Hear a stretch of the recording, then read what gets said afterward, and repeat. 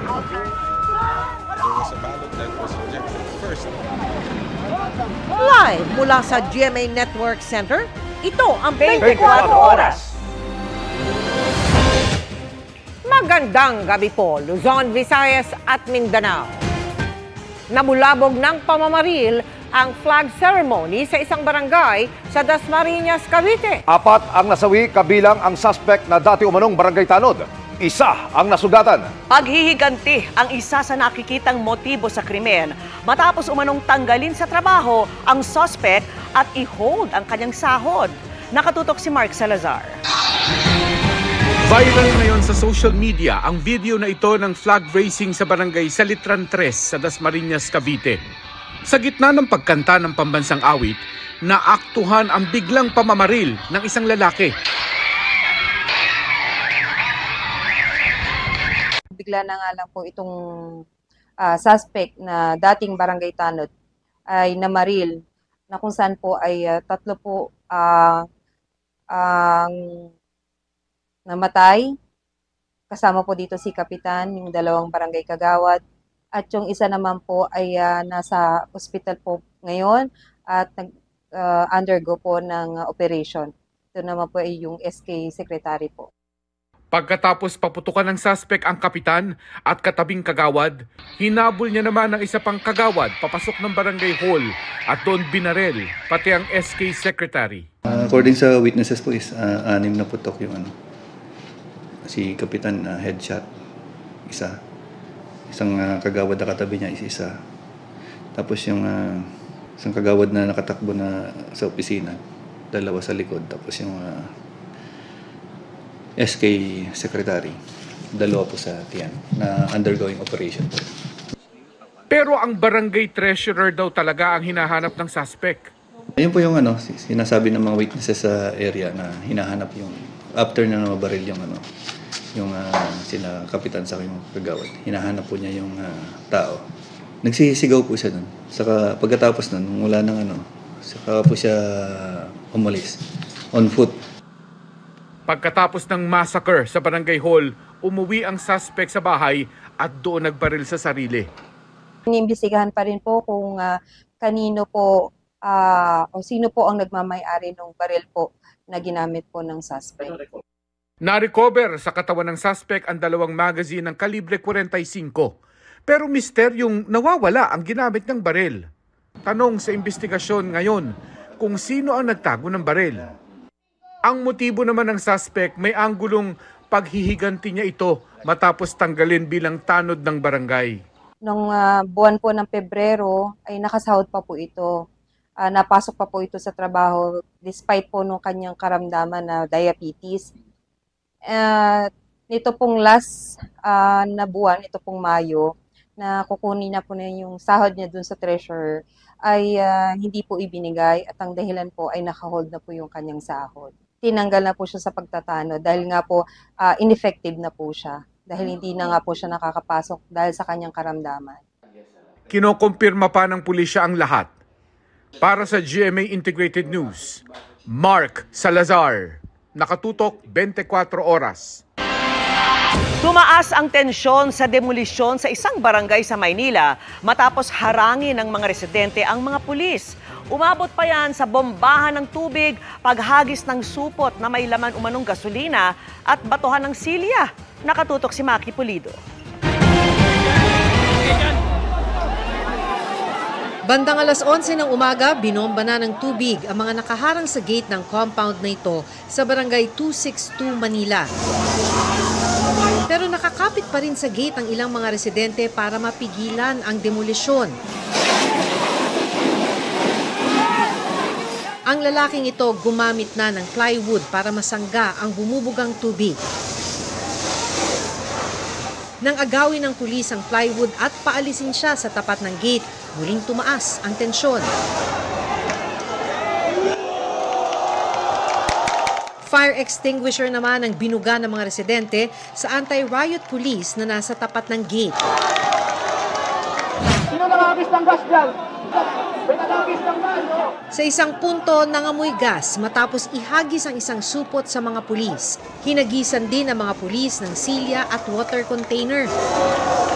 Sabi ni Sheriff Raimundo Rojas, matapos ang 4 na taong pagdinig, na-issue ang Notice of Demolition noong October 2024. February 2025 nang ibigay ang final notice. Iusap sila after Christmas, pinagbigyan. Tapos after klase, nag-election. Ayun na, tapos na lahat, mag-opening na naman. Kaya i-implement na yung court order. Nasa 200 residente raw ang nakalagda sa kaso sa korte para labanan ang demolisyon. Ayon sa sheriff ng korte, 38,000 pesos ang alok ng pribadong korporasyon na nakabili sa lupang kinatitirikan ng kanilang mga bahay. Sabi ng residenteng si Angelina Consulta, hindi raw nila ito tinanggap dahil ilang dekada nang nakatira ang marami sa kanila rito. Ang bahay nga raw nila 1936 pa ipinatayo ng kanyang mga magulang. Mawawalan po kami ng tirahan. Kami ay mga may sakit na mga matatanda, yung aming mga anak, wala ring trabaho, gayon din ang aming mga apo, napakaliit pa. Mag-aalauna ng hapon, unti-unting humupa ang tensyon ng umalis na mga pulis at mga truck ng Bureau of Fire Protection.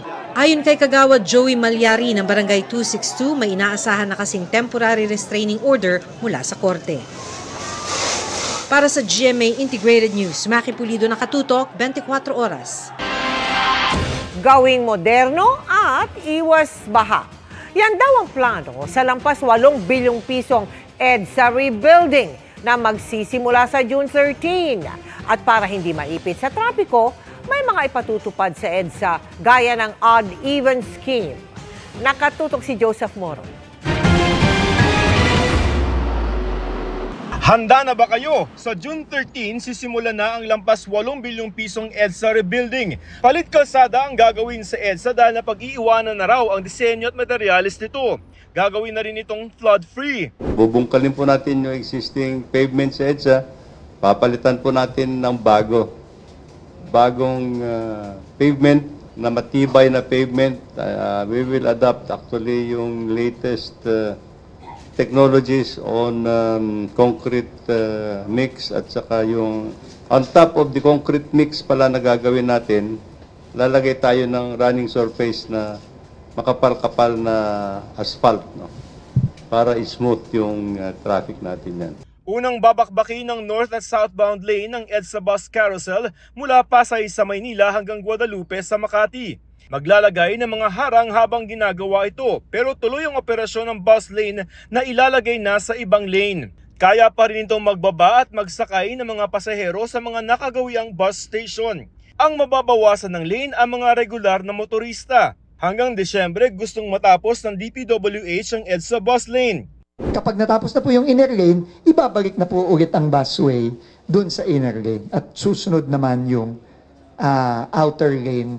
Pero hindi muna gagalawin ng mga EDSA overpass at underpass. Magkakaroon muna ng 2 linggong paghahanda ng mga makinarya at materyales sa EDSA. Magkakos na yan ng traffic kasi may movement na dyan ng equipment, yung pag-a-adjust ng barriers at paglalagay ng barriers, meron ng obstruction yan. Halos kalahating milyong sasakyan ang dumaraan sa EDSA araw-araw. Para maiwasan ng Carmageddon, magpapatupad ng odd-even scheme sa EDSA.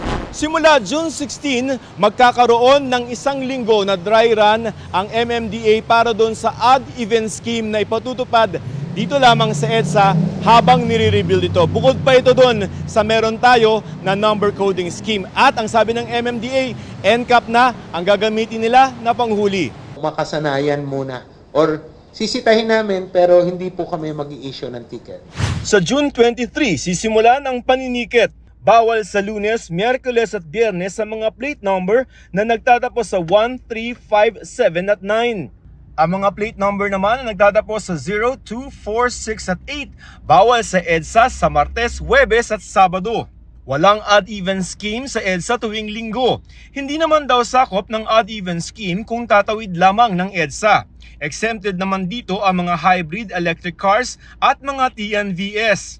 Sa ngayon, 24/7 ang implementasyon ng odd-even scheme pero pwede magkaroon ng window hours base sa kanilang magiging pag-aaral. Para magkaroon naman ng alternatibong daan, libre naman ang toll sa ilang segment ng Skyway na ipatutupad sa kasagsagan ng EDSA rebuilding. Shared lane naman muna ang sa mga nagmomotor at nagbibisikleta. Ang ilan pa sa mga ipatutupad na pambawas traffic, magdaragdag ng 100 bus sa EDSA busway. Magdaragdag din ang tren sa MRT3. Titingnan kung pwede pa ulit i-extend ang operasyon nito. Bawal ang mga truck na mga perishable goods, aviation fuel at truck ng basura sa EDSA pero may window hours sila na 10 p.m. hanggang 5 a.m. Ganoon din ang mga provincial buses. Para sa GMA Integrated News, Joseph Morong, nakatutok 24 oras. Patuloy ang pagpapalakas ng depensa ng Pilipinas sa West Philippine Sea sa pamamagitan ng mga pagsasanay kasama ang iba't ibang bansa. Kabilang na riyan ang kamandag exercise na binuksan kanina kung saan isa po sa mga gagamitin ang Navy Marine Expeditionary Ship Interdiction System o Nemesis missile ng Amerika. Nakatutok si Chino Gaston. Sa mga darating na buwan, hindi lang Amerika, Japan at Australia ang magsasagawa ng Freedom of Navigation Patrol sa South China Sea. Ayon sa Philippine Navy, darating din ang mga miyembro ng North Atlantic Treaty Organization o NATO, samahan ng mga bansa sa Europa at North America na nabuo pagkatapos ng World War II. Pangungunahan ang Operation High Mast ng isang British aircraft carrier na layong ipakita ang kahandaan ng alyansa na suportahan ang mga kaalyadong bansa sa rehiyon kagaya ng Pilipinas. Sa ngayon, regular na nagpapatrolya kasama ng Pilipinas sa dagat at himpapawid ng Philippine Exclusive Economic Zone ang mga barkong pandigma at mga military aircraft ng US, Japan, Australia at UK. Bahagi rin ng pagpapatibay ng pagdepensa sa Pilipinas ang Kamandag 0925 na formal nang binuksan kanina. Mahigit 4,000 US at Philippine Marines ang sasabak sa military exercises sa North Luzon at Palawan. Gagamitin rin sa pagsasanay ang US Navy Marine Expeditionary Ship Interdiction System o Nemesis na sandata laban sa mga warship. We'll be using the Nemesis also to again be able to learn and sustain what we did in the past Balikatan. There will be simulations, and at the same time there will be a live fire during the counter landing exercise. And I would argue that it truly enhances the archipelagic coastal defense concept for the Philippine Armed Forces and really moving forward in modernization. The ARDB, Amphibious Rapid Deployment Brigade, we participated the boat training from the sea to the beach, and then medical training with the U.S. Marine Corps. Kasama rin sa exercise ang mahigit 100 Marines ng Japanese Self-Defense Force, mga sundalo ng South Korea at United Kingdom. Para sa GMA Integrated News, Chino Gaston, nakatutok 24 oras. Ginaganap ngayon ang kauna-unahang sea concert sa West Philippine Sea na hindi lang dinaluhan ng mga Pinoy musician kundi pati ng mga foreign music artist. At nakatutok doon live si Bam Alegre. Bam! Vicky, kasalukuyang sinasagawa itong concert sa ating likuran. Nasa gitna tayo ng karagatan, bahagi ng West Philippine Sea na malapit sa El Nido, Palawan. Isa itong civil mission na pagkatapos ito ay maglalayag bukas papunta ng Pag-asa Island. Ang pribadong training ship na MV Kapitan Felix Oca ang entablado para sa kauna-unahang Sea Concert for Peace and Solidarity sa West Philippine Sea. Bahagi ito ng civilian mission ng atin ito coalition. Kabilang sa mga artist na tutugtog sina Ebe Dancel at Noel Cabangon. There are many ways kasi to assert our ownership. But I'm when it comes to music, parang doon lang ako may contribution. Alam naman po natin na ang music ay it's an expression, peaceful expression. It's a peaceful expression to convey our message of peace to the rest of the world. Malapit sa El Nido Port ang unang concert ngayong araw. Matapos nito, maglalayag ang MV Kapitan Felix Oca malapit sa Pag-asa Island para magsagawa ng isa pang sea concert doon sa Miyerkules kasama ang mga mangingisda. Kasali rin sa mission ang iba't ibang kinatawan mula sa Asia bilang mensahe na dapat nagtutulungan ng magkakapitbahay ng mga bansa tulad ng isang artist mula Indonesia. Peace exists the moment souls understand each other. Peace can be sustained so long we never stop trying to understand each other. At isang mangingisda mula naman sa Malaysia. That's why we are here. I am here today. So that to send a message to any government or any whatsoever that fishermen should have been disturbed to fish in their waters. Bagaman isa itong civilian mission ayon sa Philippine Coast Guard, kailangan daw nilang pangalagaan ang mga mamamayan nito. Kaya ipinadala raw nila ang dalawang pinakamalalaking barko nila, ang BRP Melchora Aquino at BRP Malapascua para magsilbing escort ng atin ito coalition. I don't think na yung figure that we have for the presence of the Chinese Coast Guard within the vicinity of Pag-asa will not be that relevant pa, no? We would like to believe na the moment that the Atinito convoy come closer to Pag-asa, that will only be the time na magkakaroon talaga tayo ng estimation kung how many vessels across different maritime forces ng China Coast Guard will be deployed. Ikatlong mission na ito ng Atinito Coalition sa West Philippine Sea. Sa naunang dalawang resupply mission nila, nakaranas sila ng panggigipit mula sa mga barko ng China. Pinaghandaan daw ito ng koalisyon at titiyakin daw nilang ang kaligtasan ng mga sakay nito ang maging prioridad. Isang pagtaguyod daw sa ating karapatan ang makapagsagawa ng mapayapang concert sa ating exclusive economic zone. We invited the different claimant countries dito sa ating mga contested waters dito sa area kasi nga gusto nating ipakita na meron mang contestation doon sa iba't ibang teritoryo at karagatan dito sa area. Sa dulo, dapat may commitment pa rin tayo sa kapayapaan.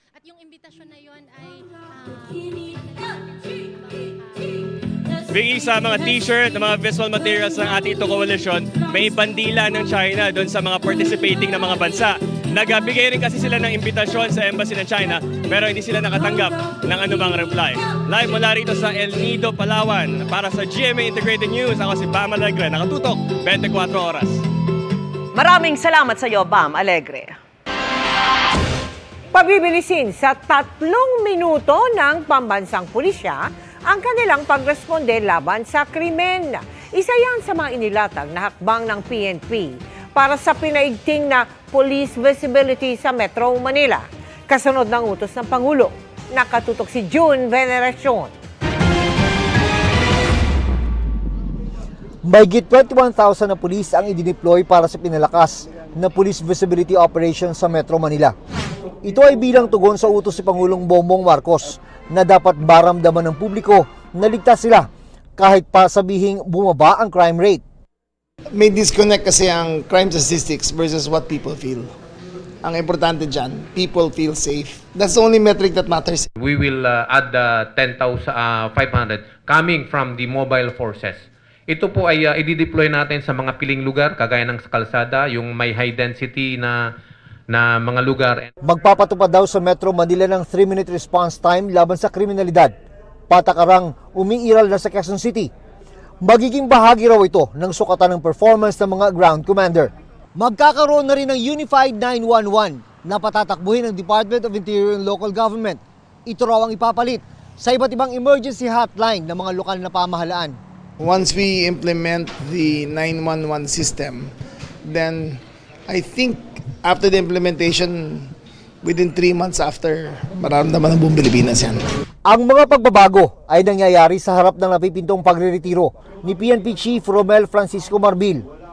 February 6 pa dapat nagretiro si Marbil pero in-extend ng Pangulo ang kanyang termino ng 4 na buwan. Sabi noon ng Pangulo, merong very strong argument para panatilihin sa pwesto si Marbil, lalo't kasagsagan noon ng kampanya. Magtatapos ang term extension ni Marbil sa June 7. Sabi ni Rimulya, nakausap niya na ang Pangulo sa kung sino ang susunod na PNP chief. Meron na siyang napili, pero hindi na lang natin na siya mag-announce. What do you think of the choice? Excellent choice. Very qualified, very dynamic, good track record. Just follow the reform, tuloy-tuloy po, and just improve it. Mas maganda po ang Philippine National Police. You can see a better Philippine National Police. Para sa GMA Integrated News, June Veneracion, Nakatutok, 24 Oras. Planong magsampa ni outgoing Senator Bong Revilla ng kasong cyber libel laban sa mga vlogger at personalidad na nagpakalat ng disinformation, bagay na nagpatalo umano sa kanya sa eleksyon. Nakatutok si Mav Gonzalez. Bigong makabalik muli sa Senado si re-electionist Senator Bong Revilla at ang sinisisi niya rito ang mga nagpakalat umano ng disinformasyon tungkol sa kanya nung nagdaang eleksyon. I'm sad dahil nabiktima tayo ng fake news at napaniwala nila yung ibang tao na gano'n nga yung totoo. Maraming mga kabataan na bumuboto, hindi nila alam kung ano yung mga nangyari in the past years. Kaya dapat ma-inform natin sila. Isa sa tinukoy niyang fake news tungkol sa kanyang plunder case noon sa Sandigan Bayan kung saan siya naakwit. May kumalat daw na peking dokumentong nagsasabing kailangan niyang ibalik ang 124 million pesos sa National Treasury. Sa mga social media post, nakalagay na hindi pa rin niya umano isosoli ang pera, bagay na hindi naman daw sinabi ng senador. Matatanda ang noong 2018, inakwit ng Sandigan Bayan si Revilla pero hinatulan namang guilty sina Janet Lim Napoles at ang aide ni Revilla na si Richard Cambe kaugnay ng pork barrel scam. Pero hindi malinaw kung sino ang dapat magsauli ng halagang 124 million pesos. Ang giit ng kampo ni Revilla, dahil acquitted siya, wala rin siyang pananagutang sibil. Kaya balak daw ng senador na magsampa ng kasong cyber libel laban sa vloggers at iba pang personalidad sa social media at websites. Makikipagtulungan daw sila sa NBI dahil pseudonyms lang ang gamit ng ibang account. Sa akin palagay, yes, orchestrated ito. Kung anong kulay, ayoko nang alamin. Siguro that's part of politics. Kasama yan sa labanan ng eleksyon. Pero ang hindi lang maganda dito, yung fake news. Kailangan muna matrace natin mabuti. Mahirap kasi mag-speculate. Ayokong magbintang. Nilinaw ng kampo ng senador na hindi raw ito gawa ng mga Duterte. Pero may binitawang pahaging ang kanyang abogado kung bakit malamang hinila pa ba si Revilla na minsay nag-rank 2 pa sa senatorial surveys. Hindi man binabanggit kung sino yung dapat na botohin, pero when you try to pull down somebody, meron siguradong aangat because sila ngayon yung maboboto. Para sa GMA Integrated News, Mav Gonzalez, Nakatutok, 24 Oras. Mula sa halos 4,000 kada araw, umabot lang daw sa mahigit 500 motorista ang nakitaan ng mga paglabag sa batas trapiko. Sa muling pagpapatupad ng No Contact Apprehension Policy ngayong araw. Sa gitna naman ng mga agam-agam, may tiniyak ang MMDA bago maglabas ng Notice of Violation. Nakatutok live si Marie Zumali. Marie? Mel, high-tech na nga uli ang panghuhuli sa mga lalabag sa batas trapiko. Nandito nga ako ngayon sa command center ng MMDA kung saan makikita ninyo sa aking likuran yung iba't ibang kalsada na kanilang minomonitor at kung saan pinatutupad na muli simula ngayong araw ang No Contact Apprehension Policy o NCAP. At sa araw nga na ito ay may naitatala na silang 582 na violators as of 4 p.m.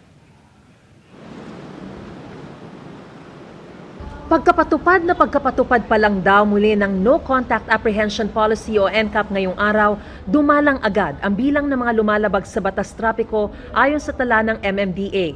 As of 4 p.m., umabot lang daw sa 582 ang mga paglabag na kalimitan ay di pagsunod sa mga traffic sign at pagdaan sa busway. Malayo raw ito sa halos 4,000 nung nakaraang Lunes. Well, I think conscious naman yung ating mga kababayan kasi Monday last week, ang total po nung naitala namin, although yan ay hindi natin nai-issuean pa ng ticket, ay nasa 3,900, almost 4,000 for one day. At kahit na magpatuloy yan ngayong maghapon, tingin ko hindi na aabot ng 1,000 siguro. Yan din nga ang mismo sinabi ng motoristang nakausap ko na bumabagtas sa kahabaan ng Araneta Avenue, isa sa 20 kalsada sa Metro Manila kung saan pinatutupad ang NCAP. Siyempre po, dahil sa pinapatupad nilang batas na yan, mag-iingat talaga dahil sa penalty po. Bukod sa pagdidisiplina sa mga motorista, itinulak din daw talaga ng MMDA na muling maipatupad ang NCAP para iwas kotong at mapabilis ang daloy ng trapiko. Nasa 327 na kamera raw ang naka-install para i-monitor ang galaw ng mga motorista sa ilang pangunahing kalsada, kabilang ang EDSA, Araneta Avenue, Quezon Avenue, Tandang Sora, Commonwealth Avenue, Rojas Boulevard, Taft Avenue, South Superhighway, Marcos Highway at iba pa. May tatao pa rin daw ng mga traffic enforcers sa mga lugar na walang kamera. Ayon sa MMDA, muling gagamit ng CCTV na may artificial intelligence na kaya nang mag-detect ng mga paglabag at hindi na kailangan ng pisikal na panghuhuli ng mga traffic enforcer. Pero pagsisiguro ng MMDA bago maglabas ng notice of violation, susuriin muna ng mga empleyado ng ahensya ang kuha ng kamera. Tsaka ipadadala ang notice sa address ng nahuli sa pamamagitan ng PhilPost sa loob ng 7 araw. Maaari naman daw ay contest ng nahuli ang paglabag sa loob ng 10 araw sa pamamagitan ng Traffic Adjudication Division na di na kailangan pumunta sa ahensya. May contest mechanism naman po tayo. Isama po nila sa contest nila yan. At pag nakita namin na kakulangan namin yung naging dahilan kaya sila nakapag-violate ng traffic rules, i-invalidate po namin yung pagkakahuli po na yan. Ilang motorista naman ang nahuli ng SAICT na ilegal na dumaraan sa EDSA busway, kabilang ang isang foreigner na hinuli. Hindi raw niya alam na may ganitong tuntunin.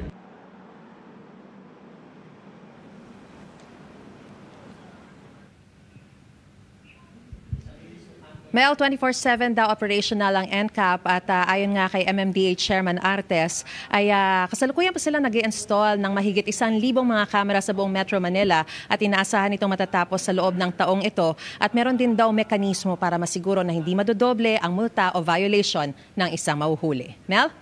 Maraming salamat sa iyo, Mari Zumali. May 2 hanggang 3 passport umano si dating presidential spokesperson Attorney Harry Roque. Ayon po sa impormasyong nakarating kay Justice Secretary Remulla, arestado naman ang kapwa-akusado ni Roque na may koneksyon din sa Lucky South 99 Pogo. Nakatutok si Saliba Refran. Gumugulong na ang pagpapakansela ng pasaporte ni dating presidential spokesperson Attorney Harry Roque. Kasunod ito ng paglabas ng korte ng arrest warrant para sa non-bailable na kasong qualified human trafficking kaugnay ng ni-raid na Lucky South 99 Scam Hub sa Porac, Pampanga. Pero sabi ni Justice Secretary Jesus Crispin Remulla, may impormasyon siyang hindi lang iisa ang pasaporte ni Roque. I think he holds 2 or 3 passports pa nga eh. May nagsabi sa akin ng ganon. Ang mahalaga, talagang mapilito siya mag-account sa kanyang ginawa dito. At depensahan niya sarili niya. Hindi pa nga nagsisimula ang lahat eh, tinatakasan niya na, di ba? Inaalam na raw kung ano ang mga pasaporte ni Roque at kung paano niya ito nakuha. Pag nakansela ang Philippine passport ni Roque, hindi rin naman daw agad mapoproseso ang pagpapabalik sa kanya sa bansa, lalo't may asylum application siya sa the Netherlands. Depende yan sa grant of asylum kung bibigay sa kanya ng Netherlands. Pero I doubt it kasi Netherlands is one of the countries that goes against human trafficking, which is the charge against Harry Roque. Sa isang pahayag, sinabi ni Roque, ginamit raw niya ang kanyang karapatan para humingi ng asylum para takasan ang umano'y political persecution ng Administrasyong Marcos Jr. Sa ilalim raw ng international law, hindi siya maaaring ma-extradite habang gumugulong ang kanyang asylum application. Ang isa sa mga kapwa-akusado ni Roque na si Elias Marlon na aresto ng PNP Criminal Investigation and Detection Group o CIDG. Operation Officer siya ng security agency sa Lucky South 99. Nakatakda ang kanyang pre-trial at pagbasa ng sakdal sa susunod na linggo. Nakikiusap ang CIDG sa iba pang akusado na sumuko dahil 24 oras raw ang pagtugi sa kanila ng mga otoridad. Para sa GMA Integrated News, Salima Refran, nakatutok, 24 oras. Sumentro sa mga usaping may kinalaman sa kalakalan at depensa ang mga sesyon at pulong na dinaluhan ni Pangulong Bongbong Marcos sa 46th ASEAN Summit sa Malaysia.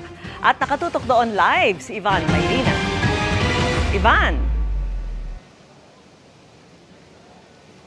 Vicky, muling nanawagan si Pangulong Bongbong Marcos sa mga kapwa-lider sa ASEAN na madaliin ang pagbuo ng Code of Conduct sa South China Sea. Samantala, naka one-on-one meeting din ng Pangulo, ang Prime Minister ng Lao PDR, ang Prime Minister ng Thailand at ang Prime Minister ng Vietnam. Sa tuwing ASEAN Summit sa nakalipas sa halos 3 dekada, hindi nawawalang panawagan mula sa Pilipinas para sa isang Code of Conduct sa South China Sea. Karagatan kung saan magkakasapaw ang claim ng mga bansa sa rehiyon, kabilang ang China, Ang tensyon sa rehiyon, banta raw sa ASEAN ayon kay Pangulong Bongbong Marcos sa harap ng kapwa mga lider sa pagbubukas ng 46 ASEAN Summit sa Kuala Lumpur, Malaysia kanina. By working together, strengthening our institutions, and building the resilience and capacities of our people, we can better navigate this increasingly uncertain future and turn challenges into opportunities for shared growth and stability. We underscore the urgent need to accelerate the adoption of a legally binding code of conduct in the South China Sea. Darating ang China bukas bilang dialogue partner sa kauna-unahang ASEAN-GCC China Summit. Ang GCC o Gulf Cooperation Council, binubuo ng mga bansang Saudi Arabia, UAE, Bahrain, Kuwait, Qatar at Oman. Inaasahang mapapalawak ng dialogong ito ang kalakalan sa pagitan ng GCC, ASEAN at ng China sa gitna ng mga ipinataw na taripa ng Amerika sa halos lahat ng bansa sa mundo. Ayon sa Prime Minister ng host country na si Anwar Ibrahim, hindi tatapatan ng taripa ng Amerika, kundi dadaanin ito sa dialogo at diplomasya sa ikinakasang ASEAN-US Summit. When we encounter this problem with the tariff, we said proceed with bilateral meetings, but retain the ASEAN consensus, and without exception, all ASEAN leaders gave that tacit approval. We commend Malaysia's leadership in convening the special ASEAN Economic Ministers meeting and welcome the consensus to avoid retaliatory measures. Nanawagan din ang kooperasyon ng Pangulo sa pagsugpo transnational crime at sa sama-samang pagtugon sa mga epekto ng climate change. May one-on-one meeting din ng Pangulo kina Lao PDR Prime Minister Sonsay Sipandon kung saan nagkaroon ng kasunduan sa Defense Cooperation, Economic and Trade Cooperation at Education. At Thai Prime Minister Petongtan Shinawat kung saan kabilang sa mga napag-usapan ng mas pinaigting na kalakalan, kooperasyon sa agrikultura at pagsugpo sa transnational crime.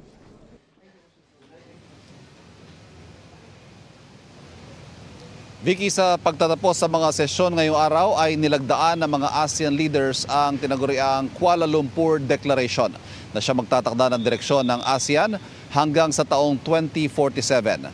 Pagpapahayag ito ng commitment sa pagpapatuloy ng pagkakaibigan, kooperasyon at sama-samang pagsulong ng mga bansa sa ASEAN region. Live mula sa Kuala Lumpur, Malaysia para sa GMA Integrated News, Ivan Mayrina nakatutok, 24 oras. Balik sa iyo, Vicky. Maraming salamat sa iyo, Ivan Mayrina. Paulit-ulit pong paalala ng mga eksperto, huwag balewalain ang anumang kagat o kalmot ng hayop dahil nakakamatay ang rabies o rabies. Kahapon, isa na naman ang nasawi dahil dyan. Kahit noong Marso pa siya nakagat ng aso. Nakatutok si Jonathan Andal, exclusive. Kali ang 25 anyos na si Nicole habang nakagapos sa kama ng ospital. Panay ang galaw ng kanyang mga kamay, paa, ulo at bibig. Tinamaan na pala siya ng rabies virus. Yung anak mo, tinatalian na. Kasi umakyat na yung rabies sa utak niya. Doon ko na nalaman sir na nakagat pala siya ng aso. Sa ospital, nakapag-video pa si Nicole habang kumakain pero halatang balisa na. Sumenya siya sa kapatid na si Toto na iinom siya ng tubig. Pero pinatak-patak lang niya ito sa bibig gamit ang straw. Kita ko talaga yung hinga niya. Pag ganyan na, sabi ko, sir, may hika ka ba nak? Sabi niya, mama, opo. Sabi ko, sige, uminom ka ng gamot. Sabi niya, mama, pag uminom ako ng gamot, malulunod na ako. Sabi ng ina, noong Marso nakagat ng aso sa paa si Nicole. Pero nitong Sabado lang, May 24, lumabas ang mga sintomas. Kahapon, Linggo, binawian siya ng buhay. Wala raw pinagsabihan si Nicole na nakagat siya ng aso. Yung kinagat siguro siya, sir, parang binaliwala niya. Wala din kasing panggastos, sir, doon eh. Mahirap din kasi doon sa probinsya eh. Kaya siguro, binaliwala niya na lang din. Dahil nakakahawa ang rabies, nagpaturok na ng anti-rabies vaccine ang kapatid na lalaki ni Nicole na may direct contact at nag-alaga sa kanya sa ospital. Ang mga labi niya hindi na ibuburol at agad ililibing. Kaya ang kanyang ina na nasa Muntinlupa nananawagan ng tulong para makauwi sa libing ng anak sa Bacolod. Pangalawa si Nicole sa nadokumentong namatay sa rabies sa loob ng 1 linggo. Noong May 18, Pumanaw rin sa rabies ang factory worker sa Laguna at dating CAFGO na si Janelo Limbing, 9 na buwan matapos makagat ng aso at hindi kinumpleto ang 3 doses ng bakuna. Ang rabies ay isang virus na inaatake ang central nervous system na ipapasa ito sa kagat at kalmot ng hayop na infected nito. Sa Quezon City, libre ang bakuna kontra rabies para sa mga lehitimong residente. Kung hindi, babakunahan pa rin naman ang pasyente, kaso unang shot lang. Ang mga susunod na doses dapat doon na sa LGU ng pasyente para hindi raw maubos ang supply ng mga taga-QC. Kada araw, umaabot ng hanggang 300 ang nagpapabakuna sa QC contra rabies. Immediately po sana, pag nakagat po tayo and malalim yun dun sa mga sugat, magpunta na po dun sa pinakamalapit na health facility. Not necessarily mabibigyan po kayo agad ng vaccine, depende rin po kasi dun sa dami ng nakapila, pero at least mabibigyan po kayo nung dun sa instructions, anong gagawin po ninyo kung habang nag-aantay po kayo na mabakunahan. Libre rin ang bakuna kontra rabies sa RATM sa Muntinlupa, Amang Rodriguez Hospital sa Marikina, pati sa San Lazaro Hospital sa Maynila na may 100,000 vials pa raw para sa buong taon at kung maubos, nakakahingi naman daw ng tulong sa DOH. Magtanong din sa inyong LGU para sa libreng bakuna. Ang PhilHealth may animal bite treatment package na 5,850 pesos na sakop ang anti-rabies vaccine, anti-tetanus at local wound care. Sa datos ng DOH noong isang taon, lahat ng nagka-rabies sa Pilipinas namatay. Ngayong 2025, 55 na ang naitatalang kaso ng rabies. Sabi ng WHO, pwedeng umabot ng hanggang 1 taon ang incubation period o yung panahong nasa katawan ng rabies bago ito maglabas ng sintomas. Kaya huwag ipagbaliwala ang anumang kagat o kalmot ng hayop. Magpabakuna dahil ang rabies tiyak na nakamamatay pero sigurado ring kayang agapan ng bakuna. Para sa GMA Integrated News, Jonathan Andal, nakatutok, 24 oras. From choreographer to dance authority, si Coach Jay na isa sa tatayong judge ng inaabangang Stars on the Floor. At very proud dyan ng SB19 members na nagpaabot ng mensahe at advice sa taong nasa likod din ng kanilang dance trends. Makichika kay Larson Tiago. From Gento, Dam, to Dungka. Ilan lang yan sa dance trends ng P-pop group na SB19, choreographed by Jay Joseph, na ngayon isa sa judges sa upcoming GMA dance competition na Stars on the Floor. Amazing experience daw for Coach Jay na maging bahagi ng Dance Authority panel ng show. Kasama ang kapuso stars na sina primetime Queen Marian Rivera at Pokwang. Marami raw siyang nilulook forward sa mga mangyayari sa kompetisyon, kung saan magkakaroon ng dance collab as duos, ang showbiz celebrities at social media personalities. Alam ko din na lagi akong sumasayaw and then ngayon parang baka meron pang, alam mo yun, may natatago pa akong pwedeng gawin na baka ibang tao yung mga pagpalabas nung. Bilang choreographer ng SB19, sanay si Coach Jay na laging behind the scenes lang. Kaya nagulat din daw siya nang dumating ang alok para maging judge. Parang napatanong din ako sa sarili ko. It's about time siguro na sa lahat ng experience ko may share ko din, magamit ko din, and then baka ito na din yung perfect time na binigay sa akin para alam mo maging judge sa TV. Habang sinasagot ni Coach Jay ang aking mga tanong, may mga pamilyar na mukhang nakipagkulitan. Sobrang natutuwa po kasi parang na-acknowledge din nila yung ito pa. Ayan. Nag-gate crush kami. Ano ba to? Plano ba to? Stars on the Floor. Naririnig ko na eh. Nung ini-interview, naririnig ko na si Pablo sa likod. Gugulo lang po kami, Sir Dash. To support Kuya Jay.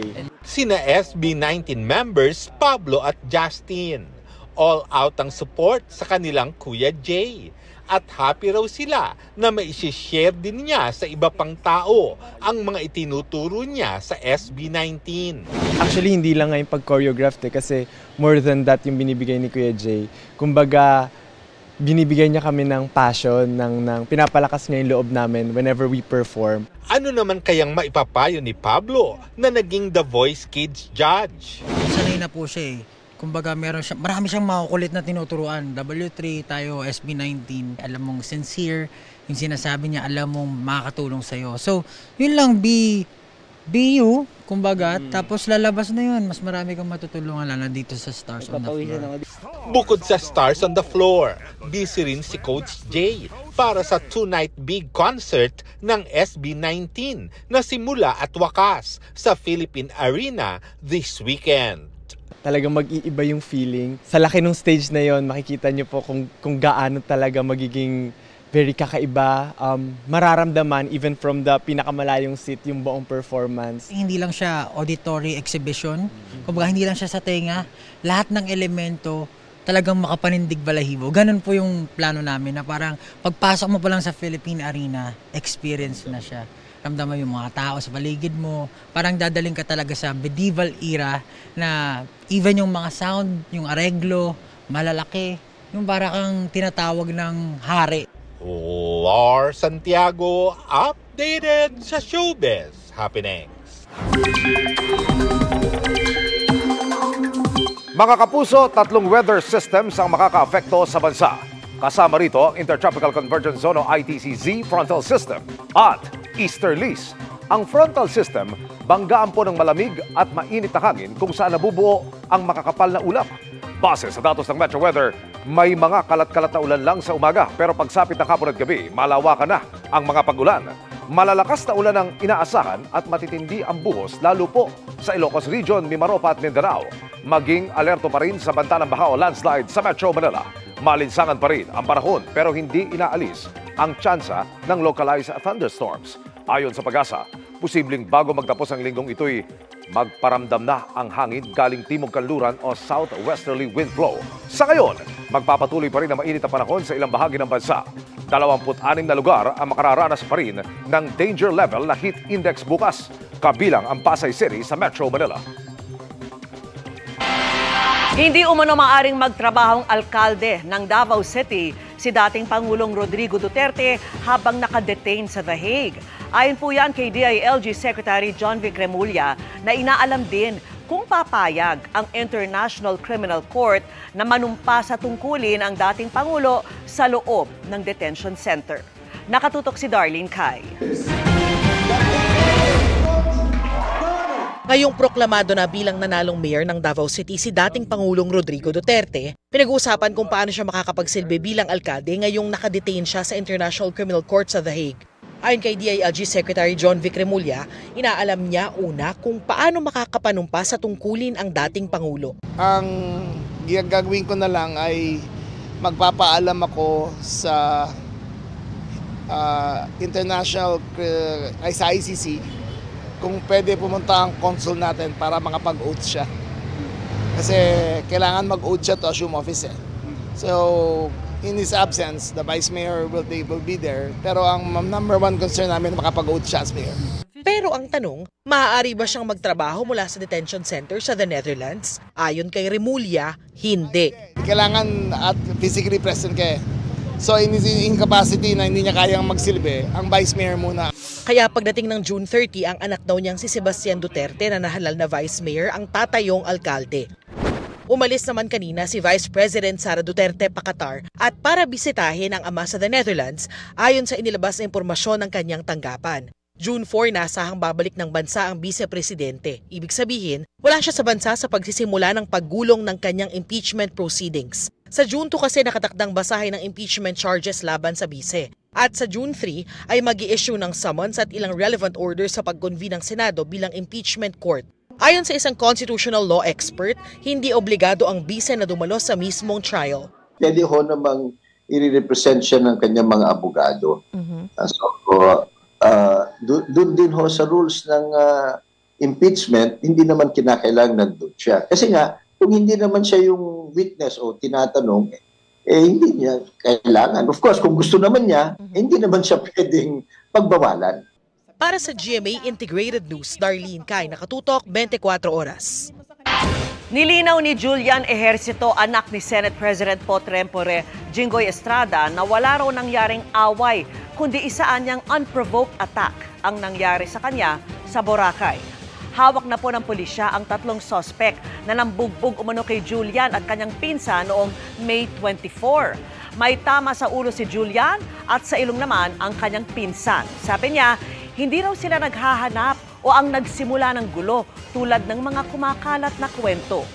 Kwento ni Julian, pauwi na raw sila nang lapitan ng isa sa mga suspect na biglang nanuntok sa kasunod ang mga kasamahan nito. Pagdiin ni Julian, binugbog sila ng walang dahilan. Nag-issue ng subpoena ang Quezon City Prosecutor's Office sa ilang opisyal ng Television and Production Exponents o TAPE Incorporated para dumalo sa mandatory mediation conference kaugnay sa mahigit 37 million peso estafa complaint na inihain ng GMA Network. Itinakda ang mga mandatory mediation conference noong May 22 at sa darating na May 29 kung saan makakaharap nila ang kinatawan ng GMA. Ang sabi ng abogado ng TAPE na si Attorney Maggie Abraham Garduque, noong May 23 lamang nila natanggap ang subpoena, isang araw matapos ang unang itinakdang mediation conference noong May 22. Tatalima naman daw sila at dadalo sa mediation conference sa May 29. Dagdag pa niya, magpupulong sila bukas ng Board of Directors ng TAPE para mapag-usapan ang posibilidad ng pag-alok ng settlement. Ang layunin daw kasi ng mediation conference ay para magkaroon ng compromise agreement. Nauna rito, naghain ng GMA Network ng reklamong estafa with abuse of confidence laban sa mga opisyal ng TAPE. Nagugat yan sa kabiguan ng mga respondent na i-remit ang nakolekta nilang advertising revenues. Perang nakalaan na dapat sa GMA Network sa ilalim ng isang 2023 assignment agreement. 7 years in the making ang pelikulang pinagbibidahan ni Ding Dong Dantes at Charo Santos Concho na mapapanood na soon sa mga sinehan.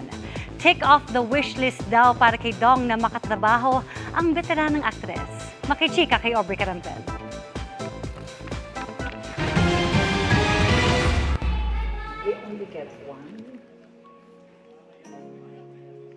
Rare pairing and not a usual love story ang pelikulang Only We Know na unang pagsasama sa big screen ni nakapuso primetime king Ding Dong Dantes at Charo Santos Concho. 7 years in the making daw ang pelikula dahil ang ganito raw pambihirang pagsasama at pagbuo ng magandang kwento takes time and effort. Ito raw ang perfect timing para ipalabas ang unusual love story ni na Ryan at Betty, ang mga karakter ni na Ding Dong at Charo sa movie. Si Dong aminadong may kaba na makapareha ang veteranang aktres at former TV executive. Nasa wishlist ko ang makatrabaho. Siyempre si Ma'am Charo. May feeling na parang ito yung greatest audition of my life. Dapat parang kailangan kong pumasa rito kasi bukod sa napakahirap na nung character, napakaganda nung material. Siyempre, I want to give justice to the role. Well, nasa punto naman ako ng buhay that I'm open to experimenting, to new challenges. Nakita ko yung growth niya and maturity niya as an actor. Sabi ng direktor ng pelikula na si Irene Villamor, tailor fit para kina Dong at Charo ang kanilang mga karakter. Sila na yung from the beginning kasi parang yun nga, mayroong opportunity na nagsabi na why not silang dalawa, ganyan. Tapos nung inisip na yung kwento, conceptualization, parang sila na yung... Ano naman kaya ang say ng Mrs. ni Dong na si Marian Rivera na isa sa mga unang nakapanood ng Dong Cha movie? Sabi niya, this is a beautiful film. Sabi niya, maganda tong kwento. Especially coming from a woman. Kasi malakas at napakaganda ng portrayal ni Betty.